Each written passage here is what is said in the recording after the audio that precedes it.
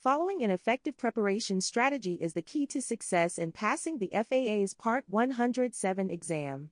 This training is designed to prepare remote pilots by introducing the full body of knowledge required to be successful on the exam and safely operate a sUAS. The first session will discuss the sUAS rules based on the regulations. In the U.S., drone operations are governed by two federal regulations, 14 Code of Federal Regulations Part 48 and Part 107. Both are enforced by the Federal Aviation Administration, or FAA. U.S. 14 CFR Part 48 covers basic drone registration and marking for all small drones, under 55 pounds, whether flown recreationally or commercially. While Part 107 details the operational rules for commercial or non-hobby flights, requiring a remote pilot certificate, and also mandates that the drone be registered under Part 48 first. Think of Part 48 as what needs to be registered and Part 107 as how you can operate commercially. This video will primarily focus on Part 107. The first topic that will be covered is the eligibility and certification requirements. There are minimum requirements drone pilots must meet to obtain a license. They include: be at least 16 years old, be a U.S. citizen or legal permanent resident, read, write, speak, and understand English, be physically and mentally able to safely operate a drone, and pass the Part 107 aeronautical knowledge test. And once licensed, a pilot must complete recurrent training every 24 months to maintain the license. Renewal is done online for free on the FAA website, no additional in-person testing required. The next topic is the aircraft registration requirements under the Part 48 regulations. Most drones must be registered with the FAA. Registrant must be at least 13 years old and a U.S. citizen or legal permanent resident. You must register a drone if weighs over 0.55 pounds or 250 grams, and less than 55 pounds, and is used for commercial purposes. Once registered, the rules include: must be visible on the aircraft, renew every 3 years, registration number must be in legible condition, and proof of registration must be carried on your person during operations. Drones must have a remote ID beacon for most UAS operations. The aircraft must broadcast identification either via a standard remote ID aircraft or through a broadcast module. Drone Remote ID is an FAA-mandated system that functions like a digital license plate, broadcasting drone identification, location, and control station info via Bluetooth or Wi-Fi. For older drones, attachable broadcast modules can be used to comply with regulations, allowing operators to retrofit existing aircraft rather than buying new ones. As a drone pilot, it is critical that operational limitations are known to ensure compliance with Part 107 regulations. When it comes to drone operations altitude, the first thing that must be understood is AGL and MSL. AGL, or above the ground, measures altitude from the ground and above. And MSL, or mean sea level, measures altitude from the top of the ocean and above. So, if you are on top of a 2,000-foot high mountain overlooking the ocean, you would be at 2,000 feet MSL and 0 feet AGL. The maximum altitude for drone operations is 400 feet AGL. A remote pilot cannot fly higher than 400 feet AGL unless flying within a 400 feet radius of a structure and does not fly higher than 400 feet above the structure's uppermost limit. The maximum flight speed of a drone is 100 miles per hour or 87 knots. For the exam, it is important to remember these two numbers. You will likely see a question that includes 87 miles per hour as an option, but remember that it is 87 knots. The minimum visibility to be able to fly a drone is 3 statute miles. A statute mile is a standard mile equaling 5,280 feet or 1,760 yards. This requires a pilot to observe the current conditions through weather reports and general observations. As for cloud clearance, a drone must stay 500 feet below the clouds and stay 2,000 feet away horizontally from clouds. This helps prevent incidental collisions with other aircraft due to lack of visibility. Drones are more maneuverable than most other aircraft, and therefore must yield the right-of-way when other aircraft is in the area. A drone pilot must avoid all potential hazards. See and avoid by scanning the sky in small intervals not more than 10 degrees, to efficiently cover the entire area. This is a more effective method of actually seeing what's there, versus just looking.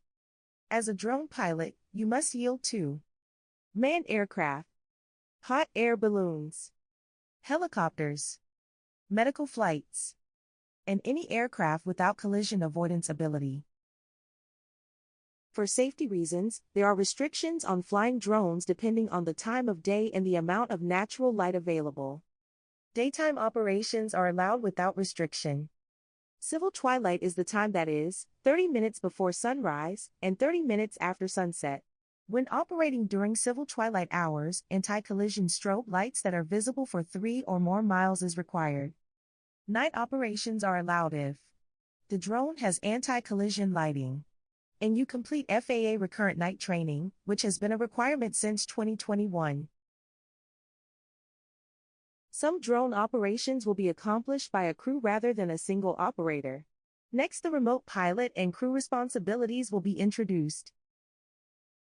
The roles that are typically used in drone flights are: Remote Pilot of Command, or PIC, is a person who holds a remote pilot certificate with an sUAS rating and has the final authority and responsibility for the operation and safety of an sUAS operation conducted under Part 107. Visual Observer, or VO, is a person acting as a flight crew member who assists the small unmanned aircraft remote pilot in charge and the person manipulating the controls to see and avoid other air traffic or objects aloft or on the ground. They are used to supplement situational awareness and visual line of sight. And the person manipulating control is a person other than the remote pilot in charge who is controlling the flight of the sUAS under the supervision of the remote pilot in charge. Effective Crew Resource Management, or CRM, is crucial for safety and effective drone flights. CRM requires good communication, encourages all team members, regardless of position, to voice concerns or potential safety risks or other issues to the remote pilot in command. Task management systems facilitate and are essential for complex or multi-operator missions. Everyone must understand their roles and responsibilities for safe operations. Situational awareness involves managing human, technical, and environmental resources to ensure safe operations, especially during complex or beyond visual line of sight missions. CRM helps with workload reduction, allocating flight responsibilities to reduce the potential for flight incidents. And hazard identification in CRM uses all team members to focus on proactively identifying risks related to human factors, equipment, and environment to prevent accidents. Before drone operations, there are pre-flight requirements that need to be completed to ensure safe operations. Prior to a flight, the pilot in command must inspect aircraft to ensure safety and legal compliance by verifying that the aircraft, controller, and batteries are undamaged, fully charged, and functioning correctly. Ensure safe operating condition, both for the drone and the operational environment. Check local airspace to ensure that drone operations are allowed by airspace classification. The pilot knows what obstacles are present, and there are no other air assets in the area. Assess the weather to verify that safe operations are possible, taking into consideration visibility, winds, and air density, which can all negatively affect flight. Examine loading and balance. Inspect to ensure if a load, such as a camera or terrain scanning equipment, is balanced to allow for safe operations. And lastly, verify remote ID is operational. Visual line of sight, or VLOS, means a remote pilot must maintain direct, unaided, except for glasses or contacts, visual contact with their drone at all times to monitor its altitude, position, and direction. It ensures safety by allowing the pilot to see and avoid hazards, buildings, or other aircraft without relying on the mounted camera system. A drone pilot in charge must maintain visual line of sight at all times. Be able to determine aircraft attitude, altitude, and direction of the drone. A visual observer may assist but cannot replace the pilot in command's responsibility. A first-person view system alone does not satisfy visual line of sight requirements. There are rules a drone pilot must follow when operating over people and from moving vehicles. This section will cover these requirements. Under FAA Part 107 rules, drone operations over people fall under one of four categories. They include: the first is Category 1. This category requires the drone to be under 0.55 pounds or 250 grams. There must be no exposed rotating parts that can cause lacerations. A drone under this category is allowed to fly over people. The next is Category 2. These flights must pose no risk of severe injury to people. They require FAA Declaration of Compliance. A declaration of compliance is the process by which a manufacturer or applicant shows the FAA that a small unmanned aircraft is safe and meets the requirements for Category 2 or Category 3 operations. If these requirements are met, then flights are allowed over people. Category 3 is the third classification. Again, this category requires a declaration of compliance. Flight is restricted over open-air assemblies and generally is limited to transient operations. But it is permitted over people only if they are directly participating under a covered structure or inside a stationary vehicle. Last is Category 4. Here, flights over people requires an airworthiness certificate. Drone airworthiness certificates are FAA-issued documents certifying that an unmanned aircraft system complies with safety standards generally required for complex, commercial, or specialized operations rather than standard hobbyist flights. Under this category, drones are treated like small certified aircraft. Like flying over people, there are rules for operating over moving vehicles. One is that the operation is for transit only, it cannot be a sustained flight. And the drone must meet the requirements of operation over people categories. Operating a drone from a moving vehicle, including boats, is permitted under FAA Part 107 regulations only in sparsely populated areas, provided the operator is not transporting another person's property for compensation or hire. The pilot must maintain visual line of sight. Communication with the visual observer and the pilot in command must be maintained at all times during the flight. Reckless behavior must be avoided, such as flying over moving vehicles or in crowded areas. And the vehicle operator cannot be the pilot in command, visual observer, or person manipulating controls. It also must be noted that a drone may not be operated from another flying aircraft.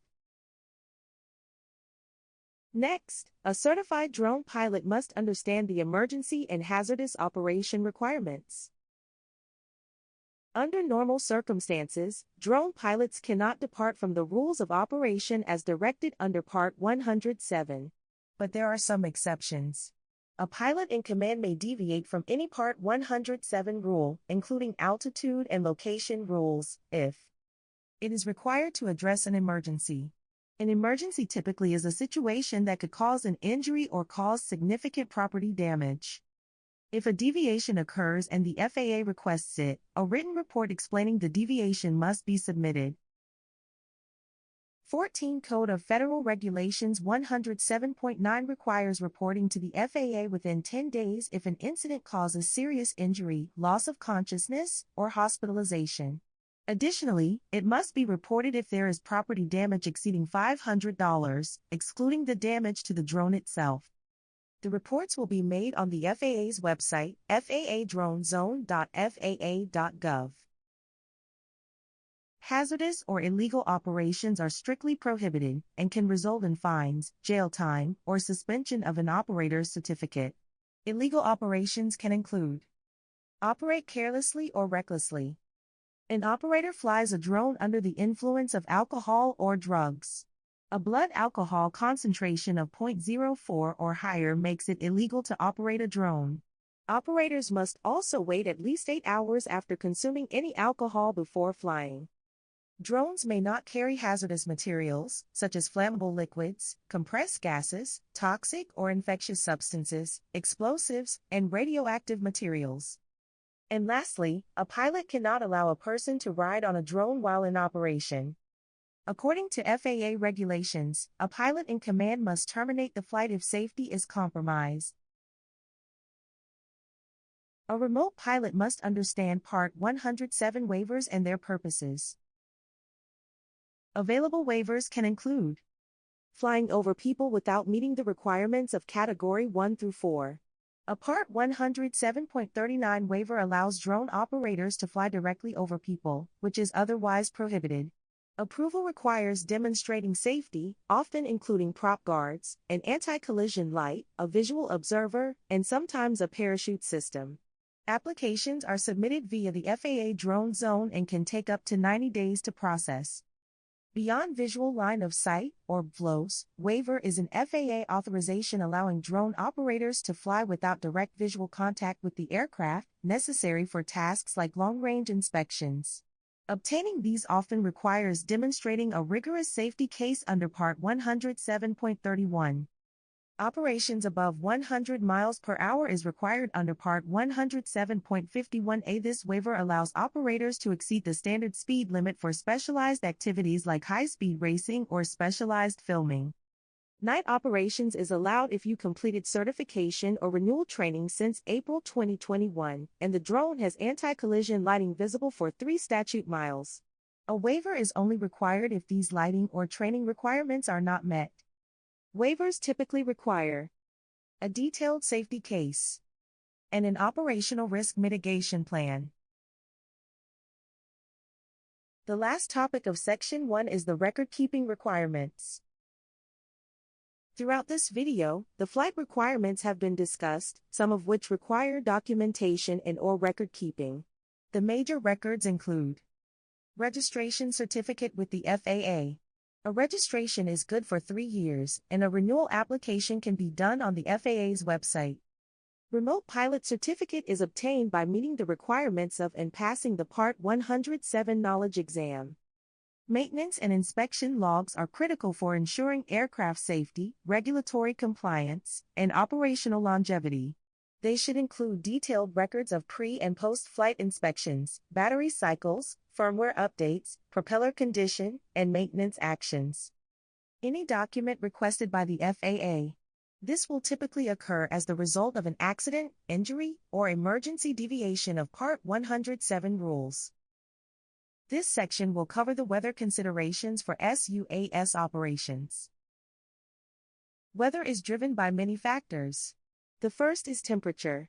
Uneven heating causes the movement of air leading to wind and convection. It is important to remember that warm air rises and cold air sinks. Another factor is the dew point. The dew point is the temperature at which air must be cooled to be fully saturated, also known as 100% relative humidity, and begins to release water vapor or condensation. High dew points indicate high moisture content, which can fuel cloud development, fog, and severe storms. Temperature inversion is another weather factor to understand. A temperature inversion, or weather inversion, occurs when a layer of warm air settles over a colder air layer near the ground, reversing the normal atmospheric trend where temperatures decrease with height. Atmospheric pressure is another aspect that can affect drone operations.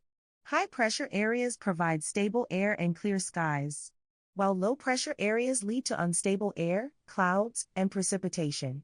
Humidity affects the density of air. The more moisture, the less visibility, and the increased possibility of clouds and precipitation. These factors affect the stability of the air. When air is stable, it will allow for smooth flights, but poor visibility and steady precipitation. An unable stable air leads in increased turbulence, good visibility, and thunderstorms. While there are many types of clouds, there are only a few that will be required to be known for the Part 107 exam. Here we will cover clouds and other atmospheric conditions. The first is the cumulonimbus, sometimes referred to as CB. These are the most dangerous clouds for drone operations. Cumulonimbus are associated with thunderstorms, heavy rain, hail, lightning, microbursts, and extreme turbulence. Another type is stratus clouds. They typically have low, widespread stable air, so they can reduce visibility significantly, affecting the decision to fly or not fly. Clouds and other air elements can lead to thunderstorms. A thunderstorm is a, generally short-lived, convective storm produced by cumulonimbus clouds that always contains lightning and thunder. They require moisture, unstable air, and lifting action in the atmosphere. It must be noted that a drone should never be operated in a thunderstorm. There are 3 stages to the formation of cumulonimbus clouds. The first is the towering cumulus or building stage. Here warm, moist air rises, condensing into a towering cumulus cloud. There is little to no rain, with occasional lightning and rapid vertical growth. The second is the mature stage. This is the most dangerous stage due to the coexistence of updrafts and downdrafts at the same time. Precipitation begins to fall, creating a downward rush of air. It can feature heavy rain, frequent lightning, hail, strong winds, and potential tornadoes. And the dissipating stage. Here the downdraft overcomes the updraft, cutting off the supply of warm, moist air. Then the storm weakens, precipitation tapers off, and the cloud begins to dissipate from the bottom up. One thing that may be asked during the Part 107 exam is height of clouds based on relevant information. You will be given information such as an air surface temperature of 70 degrees and a dew point of 48 degrees at a field elevation of 1,000 feet MSL. To calculate cloud height, first find the spread between the temperature and the dew point.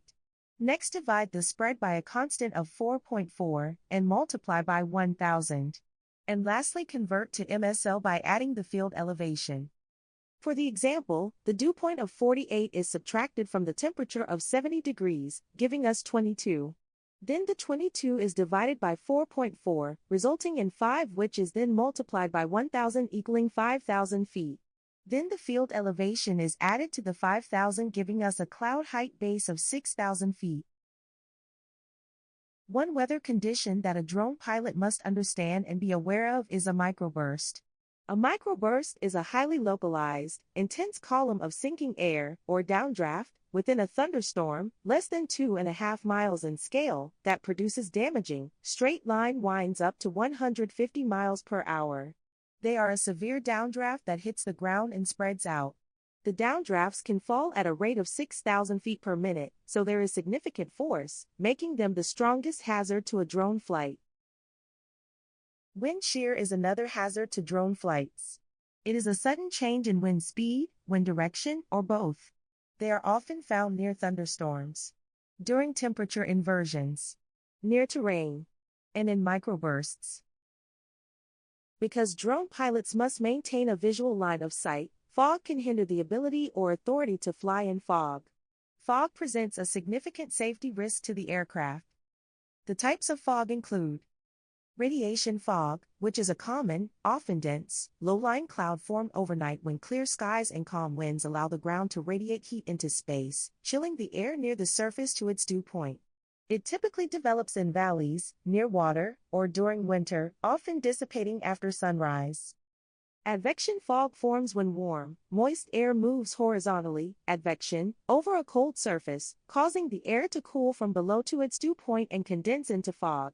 Unlike radiation fog, it can persist for days and form under cloudy skies with moderate winds. It is common along coastlines and over snow-covered ground. Upslope fog is a type of fog that forms when moist, stable air is forced upward along sloping terrain, such as a mountain or hill.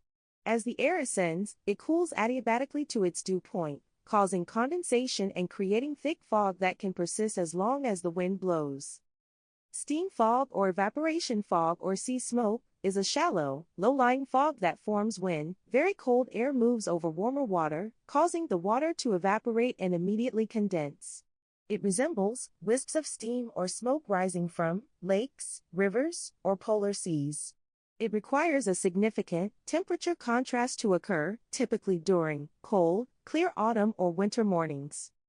An ice fog is a type of dense, surface-level fog composed of tiny suspended ice crystals rather than water droplets, forming only in extremely cold, calm conditions, typically below -30 degrees Celsius or 22 degrees Fahrenheit. Drones fly by the blades pushing against the air in the atmosphere, creating lift. So the thickness of the air plays an important factor on performance. Air density is the mass of air per unit volume representing how closely air molecules are packed together. It is not constant. High-density altitude results in thin air, and therefore poor drone performance. Low-density altitude provides thicker higher and higher drone performance. The factors that affect density altitude are temperature, humidity, and air pressure. The impacts on the drone include poorer battery performance, less lift, and the effectiveness of the drone cooling. To calculate density altitude, first pressure altitude must be calculated. This is done by subtracting the current barometric pressure from the standard pressure and multiplying it by 1000. The standard pressure used is always 29.92. Then add the field elevation to come up with the pressure altitude. Then to calculate the density altitude, take the field elevation and multiply it by 0.002. And then add that to 15 degrees Celsius. Next, subtract the current actual temperature from the result of the previous step and multiply by 120. Finally, add the result of this process to the pressure altitude to get the density altitude. Here is an example. The current barometric pressure is 28.90 and the actual altitude is 1,500 feet. So following the formula, subtracting 28.90 from 29.92 and multiplying by 1,000 gives us 1,020. And we add that to the 1,500 elevation, equaling 2,520. Then to calculate the density altitude, we take the 1,500 field elevation and multiply it by 0.002, giving us 3. The 3 is added to 15, making it 18. If the current temp is 24 degrees, we subtract 18 from 24 and multiplying that 6 by 120 for 720, which is then added to the pressure altitude of 2,520 for 3,240. Therefore, the pressure altitude at 1,500 feet with the current pressure of 28.90 and a temperature of 24 degrees Celsius will act like an air density altitude that would be seen at 3,240. As a drone pilot, it will be beneficial to understand front systems and their effects on the aircraft. Cold fronts are fast-moving, often include thunderstorms, produce higher turbulence, and result in rapid weather changes. Versus warm fronts, which are slow-moving, may include steady precipitation, and can have low clouds and poor visibility. The last weather consideration for drone flights is icing because they are extremely vulnerable to icing. It is the result of visible moisture and freezing temperatures. The effects of icing are added weight due to the weight of the frozen water built on the aircraft, reduced lift because of the added weight and moisture in the air, and disruption of sensors. The last section of weather-related topics to cover are the METAR and TAF. METAR stands for Meteorological Aerodrome Reports. They are standardized hourly aviation weather reports providing crucial, real-time surface observations at airports. Used primarily by pilots and meteorologists, these coded reports detail wind, visibility, runway range, weather phenomena, clouds, temperature, dew point, and barometric pressure. Here is an example of a METAR. The first thing you can see is the type of report and the station the report covers. Here it is the JFK Airport in New York City. Next is a date and time of the report. It is important to note that the time is reported in the Zulu time zone, which is the Greenwich Mean Time, or GMT, meaning the time in Greenwich, England. Wind direction and speed is represented next. The first three numbers are the wind direction, here it is 180 degrees. And the speed is the fourth and fifth number, followed by KT or knots. This is followed by current visibility. This report shows 10 sm, for statute miles. Next you will find the cloud heights min and max levels. The first block shows few clouds at 2,000 feet and scattered clouds at 25,000 feet. Then the current temperature and dew point is provided. On METARs, the temperature is given in Celsius. Lastly, the altimeter or barometric pressure reading is provided in inches of mercury or Hg. A TAF stands for Terminal Aerodrome Forecast. It is a coded meteorological report issued 4 to 6 times daily, predicting weather conditions, such as wind, visibility, clouds, and precipitation within a 5 statute mile radius of an airport for a 24 to 30-hour period. Below is an example of a TAF that will be explained in more detail on the next slide. The first two data blocks are the type of report and the station, which here is KGSO, or Greensboro, North Carolina. The next block is the forecast time, with the first two digits being the date of the month, and the last four numbers are the time in the Zulu time zone. Next provides the date and hour the report validity starts and ends. The first two digits is the day of the month, and the last two digits is the hour, followed by a slash and another date and time. This is followed by the wind speed, here variable at 4 knots. And visibility in statute miles. The P before the 6 stands for plus, so it's more than 6 statute miles. Then there is precipitation and cloud cover. Here showers in the vicinity, with scattered clouds at 4,500 feet and broken clouds at 12 and 25,000 feet. The lines below the top line show expected changes throughout the life of the report. The FM means from, so FM 060300 is from the 6th day of the month at 0300. The winds will be at 220 degrees and 3 knots. Visibility will still be at plus 6 miles. With scattered clouds at 6,000 feet. And broken clouds remaining at 12 and 25,000 feet. Here is a table of acronyms and qualifiers you may find on a METAR or TAF. It will be beneficial to familiarize yourself with these because you will be asked to read METARs and TAFs on the Part 107 exam. The third section will focus on load and performance considerations for sUAS operations. The first topic will be drone center of gravity. First, you must understand what the center of gravity, or CG, means and why it matters. The drone center of gravity is the precise point where its weight is balanced in all directions, typically centered within the frame, usually near the flight controller, for optimal stability, control, and efficiency. It matters because an incorrect center of gravity can cause flight instability, drone unpredictable behavior, excess power consumption, reduced control authority, and loss of altitude during maneuvers.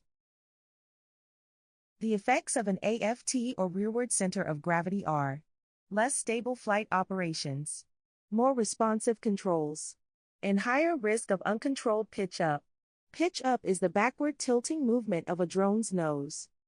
The effects of a forward center of gravity are more stable flight operations, less responsive control of the drone, and requires more lift, which reduces flight endurance. The center of gravity is changed as the result of adding or removing a payload.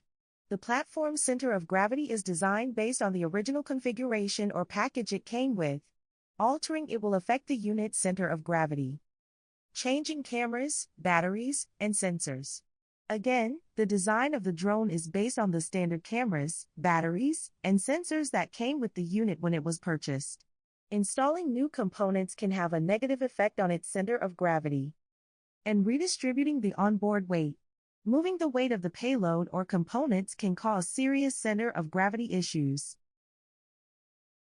The center of gravity rule for Part 107 that must be remembered is that you must not fly if the center of gravity is outside the manufacturer's limits, the payload is not secured, and if the aircraft becomes unstable during flight. Next, we will focus on loading and securing payloads to sUASs.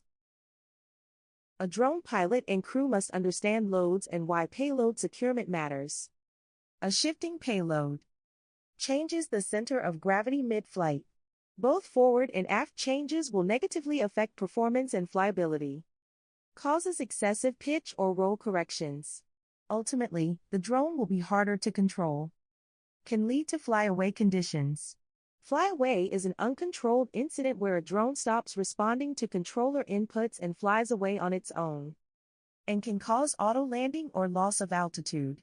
In other words, the drone may crash. How should payloads be attached? Correct attachments can include securely fastening the load to the drone. It may be beneficial to consult the manufacturer's user manual for recommendations. Ensuring the payload cannot shift in flight.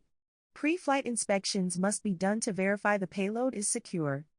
Making sure the payload does not obstruct control surfaces, propellers, or sensors. Obstructions to key operational components will lead to issues during takeoff or while in flight, and must not create uncontrolled aerodynamic effects. This is especially important if there will be a lot of course adjustments during flight because the gravity effects will be impacted by the increased weight. The heavier the payload, the increased weight effects it will have on drone performance. Issues that can be dealt with include a slower climb rate, more power required to generate lift, shorter the flight time due to draining the battery quicker, and longer the stopping distance required when landing.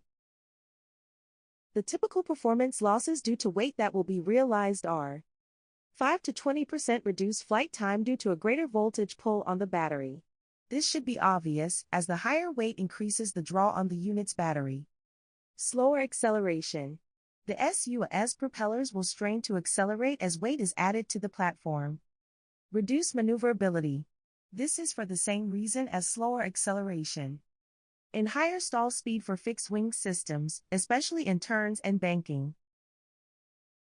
A heavier aircraft in windy conditions effects can include better wind penetration, worse acceleration and braking, and more strain on the motor. Next, let's look at aerodynamics and load factor. Aerodynamics is the branch of fluid perspective studying how gases, particularly air, interact with moving solid objects, such as sUASs. Drone load factor is the ratio of lift supported by the propellers to the actual weight of the aircraft, directly affecting maneuvering and structural stress, especially in banked turns. It increases with bank angle, requiring more thrust to prevent altitude loss, which can lead to accelerated stalls. Load factor effects can be quantified in the following way. A level flight has a 1g effect on the platform. When a drone makes a 30-degree bank, it increases to 1.15 Gs. A 45-degree bank has a 1.41 G effect. And a 60-degree bank has a 2G impact, essentially doubling the weight on the drone. On the Part 107 exam, you will likely see a question like, if an sUAS weighs 50 pounds, what is the approximate weight the structure must support in a 30-degree bank turn? Additionally, you will be given a chart as seen to the right. To answer this question, take the weight of the sUAS, here 50 pounds, and multiply it by the load factor for the angle of bank from the chart. For 30 degrees it is 1.154. So, 50 times 1.154 is 57.7. Density altitude is an important factor to understand for drone pilots. Density altitude is the pressure altitude adjusted for non-standard temperature, representing the altitude in the standard atmosphere where air density equals the current air density. For sUAS operations, density altitude is how thin the air feels to the aircraft. High density altitude equals low air density, while low density altitude equates to high air density. Here is why this is important to know. The propeller blades work by pushing against the air to fly. So the thinner the air is, the less resistance the propellers are pushing against, therefore the drone must work harder to gain and maintain altitude. So you may wonder what causes high density altitude? Factors include high temperature, where the air molecules become lighter causing them to rise. High humidity. Water vapor found in humid conditions is lighter than air. So the more water in the atmosphere means there is less air, negatively affecting the thrust of sUAS propellers. And low pressure equates to lighter air, once again, making the propellers work harder to gain altitude. Here is an FAA exam trick that you should remember. High temperature equals high density altitude, which equals reduced performance. The effects of high density altitude on drone flights include decreased thrust, reduced propeller efficiency, lower climb performance, higher power draw, shorter flight times, and overheating motors. While weather has already been covered, it has great effects on drone performance, so here we will cover their considerations. For success on the exam, and more importantly, success in safely operating a sUAS, a pilot must understand the effects weather has on performance. They include: heat reduces battery lift and increases density altitude. Cold reduces battery efficiency and voltage stability. Humidity increases density altitude and reduces performance. Wind increases power consumption to maintain position. Rain adds weight and disrupts sensors. Many drone manufacturers' operating manuals recommend not flying in the rain. And icing dangerously increases weight and significantly reduces lift capabilities. Next, let's look at battery performance. Drone battery performance is heavily influenced by capacity, weight, and environmental factors like wind or cold. Most batteries have an optimal performance occurring around 25 degrees Celsius or 77 degrees Fahrenheit. Battery efficiency decreases with cold weather, high power demands from climb, wind, and payload forces, rapid temperature changes, and old or improperly stored cells. As a drone owner, you must look for the signs of battery performance degradation.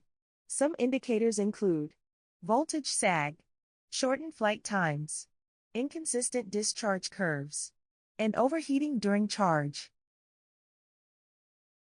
One way to ensure a drone is ready for load and performance challenges is by conducting pre-flight performance checks.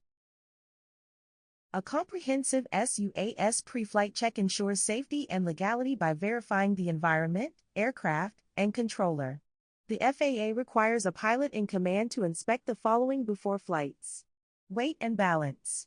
Verify that the weight is within the capabilities of the platform. Center of gravity position. Evaluate the loads in the unit to ensure proper center of gravity. Propellers and motors. Inspect the paddles and engine to make sure they are working properly. Battery health. Ensure the battery is charged, as well as connected and functioning correctly. Payload securement. If a payload is attached, inspect the connectors to verify it is secured to the platform. Airspace category. Verify there are no restrictions and the airspace allows for sUAS operations.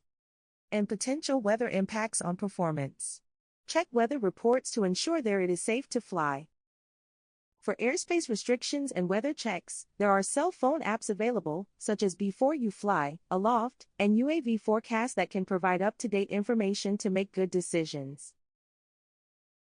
Remote pilots, especially for commercial purposes, may find it beneficial to have inspection checklists developed and available to document pre-flight checks before taking off. This will not only benefit the pilot in ensuring the drone is ready for flight, but also provide documentation in case of an incident during flight. You can see an example of a pre-flight checklist here.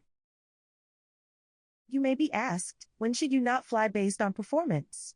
Considerations not to fly are when the aircraft is overloaded, the weight shift is expected, the manufacturer's limits are exceeded, the aircraft shows reduced responsiveness, and the batteries cannot sustain required power. And last, we will cover lost link and return to home behavior. A lost link occurs when the command or control uplink connection between the drone and controller fails. This can create a dangerous situation because the drone can fly into a structure and cause damage, or worse, into a person and lead to an injury. Most modern drones these days have a return to home, or RTH safety feature in case of a lost connection to its controller. Return to home is a critical, GPS-enabled safety feature in modern drones that automatically navigates the aircraft back to its takeoff point during signal loss, low battery, or user command. Some return to home or lost link considerations include: heavy aircraft slows climb. Low-power batteries may fail during return. High-density altitude reduces climb capability. And wind may overpower aircraft, preventing it from achieving its return-to-home objective. The last section of this video will cover the body of knowledge for sectional charts. A sectional chart, or sectional aeronautical chart, is the primary, 1 to 500,000 scale map used by pilots for visual flight rules navigation in slow to medium speed aircraft. The information found on a sectional chart includes Topographical data. Aeronautical information. Navigational landmarks. Safety data. And scales. Sectional charts at first can look very busy and unreadable, but in using them, the information becomes easier to interpret and use. Some of the information you must know on sectional charts include latitude and longitude lines, airports, air traffic control tower info, airspace classification, airspace floor and ceiling information, obstacles, travel routes, as well as other information that will be introduced in this video. In order to effectively read a map, a pilot must be able to read latitude and longitudinal information on a map. Latitude and longitude form an imaginary geographical grid system used to pinpoint any location on Earth using coordinates. These help determine exact coordinates for low-altitude authorization and notification capability authorizations, flight planning, and emergency location reporting. Latitude lines run east to west and measure north to south. The measurements start at the equator, which is the 0-degree mark, and count upwards to the north and downwards to the south. Longitude lines run north to south and measure east to west. The measurements start at the prime meridian, which is the 0-degree mark. They then count upwards to the west at 1 degree and wrapping back to the prime meridian. Sectional chart coordinates are read in degrees, minutes, and seconds. Each degree is divided into 60 minutes, with 30-minute intervals explicitly marked. Larger tick marks occur every 5 and 10 minutes.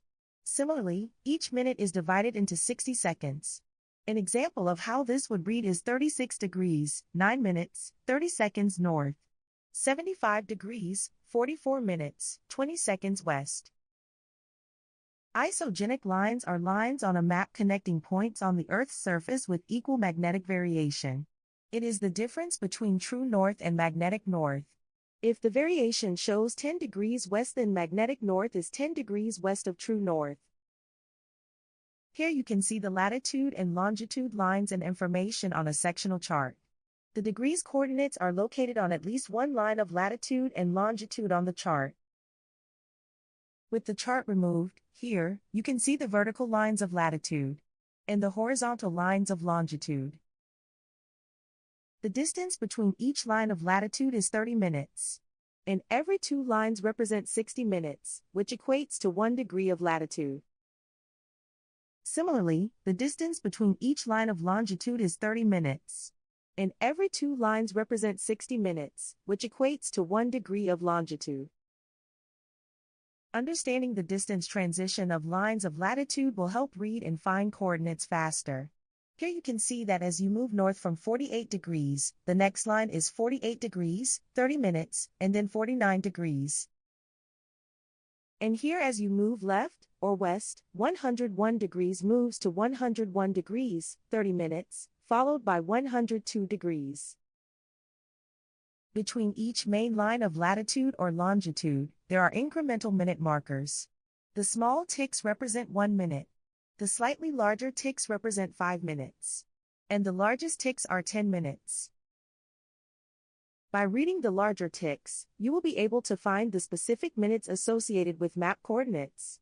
Again, the ticks represent 5 and 10 minutes, so for a latitude movement from 48 degrees to 49 degrees, the ticks measure 5, 10, 15, 20, 25 minutes, then 30 minutes as it reaches the next main line, and continuing to 35, 40, 45, 50, and 55 minutes, before reaching the 49-degree line. Counting longitudinal lines works in the same fashion.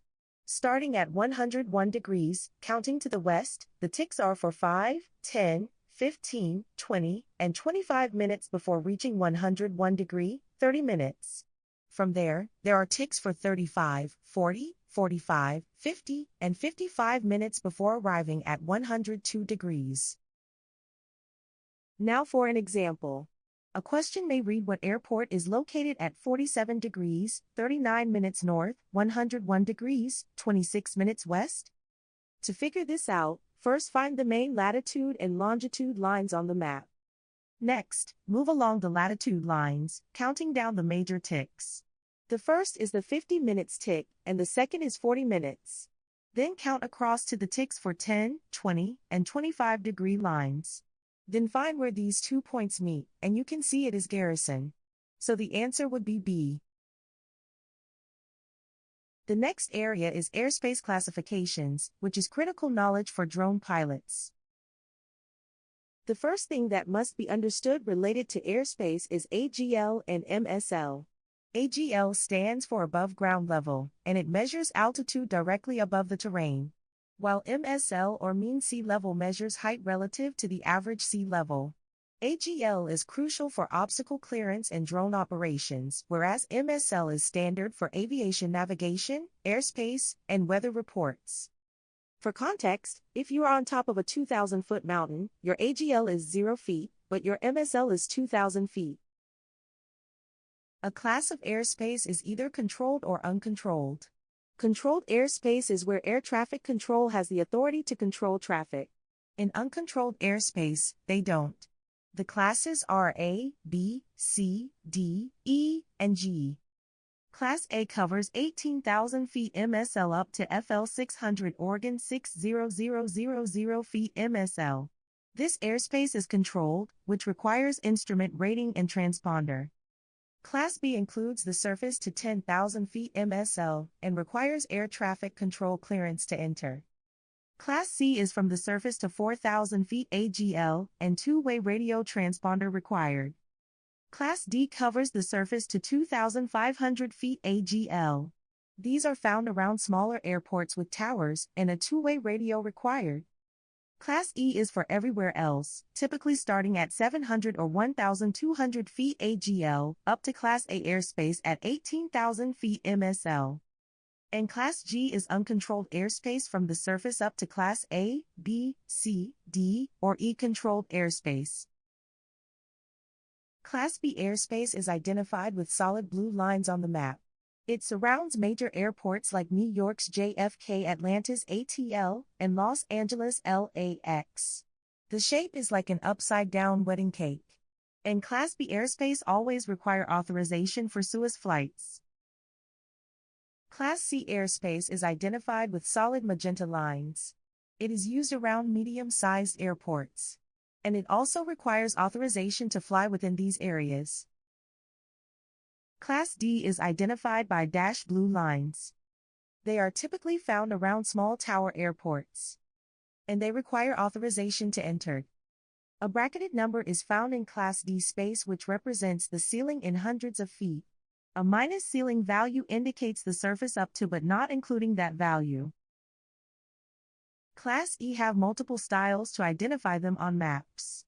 Dashed magenta displays Class E airspace starting at surface, while magenta shading begins at 700 feet, and blue shading shows Class E beginning at 1,200 feet. There is no authorization required for E unless operating controlled airspace near airports.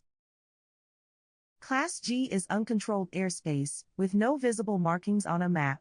It falls from surface to the start of overheard airspace, which could be any from A to E. No authorization is required to fly in Class G airspace. In addition to airspace classifications, there are several categories of special use airspaces that must be understood. First is restricted airspace. These are identified by a blue hash border and have an R with a 4-digit number. They are hazardous activity areas such as those used for artillery or aerial gunnery. Restricted airspace may be active or inactive. A drone pilot must check the status before flying into these airspaces. Prohibited areas are do not enter areas under any circumstances. An example would be the White House. These are identified by a blue hash border and have an P with a 3-digit number. MOAs or military operations areas are locations where intense military training is conducted. These have a specific name title followed by MOA, for example Fallow South 2 MOA, with a magenta border marking off the specific space. You can fly a drone but expect and be aware of the presence of high-speed air traffic. Military training routes or MTRs appear on sectional charts as thin, solid gray lines with names like VR1053 or IR206, often accompanied by arrows indicating direction. They are used for high-speed tactical training.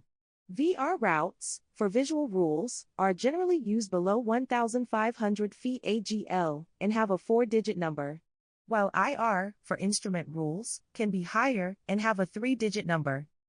They are routes used by the military aircraft to practice maneuvers at high speeds and low altitudes. Warning areas extend from 3 nautical miles outward from the U.S. coast, often over both domestic and international waters. They warn pilots of hazardous military, testing, or training activities. These are identified by a blue hash border and have the word warning and a W with a 3-digit number. National parks prohibit drone operations by federal rules. This is primarily to protect wildlife, ensure visitor safety, and maintain the tranquility of natural landscapes. They are not charted as special use airspace, but because they are no-fly airspaces they must be recognized here. It is important to know airport symbols and other information when doing pre-flight checks.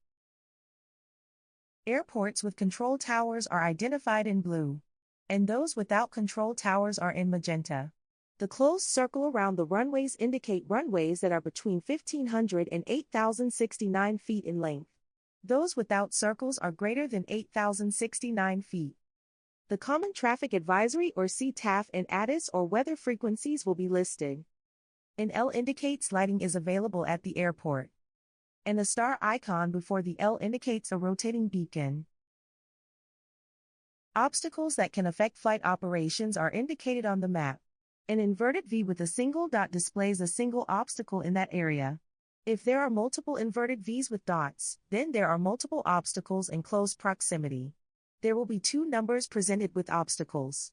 The top number is the height of the obstacle in MSL. The bottom number in parentheses is the height in AGL. You may be asked questions related to runways and entering fly patterns around into an airport. Runways are numbered, and the numbering system is determined by the direction it faces. They are labeled 1 to 36 based on the magnetic azimuth to the nearest 10 degrees they are running. A 27 means 270 degrees, and the opposite end of 9 means 90 degrees. If there are multiple parallel runways, they are designated a L for left, C for center, and R for right. For examples 18 liters, 18C, and 18R. For the exam, you will need to know that flights entering a pattern around the airport will always enter from a 45-degree angle. Another reference on the FAA's sectional aeronautical chart is a legend that explains every symbol on the map.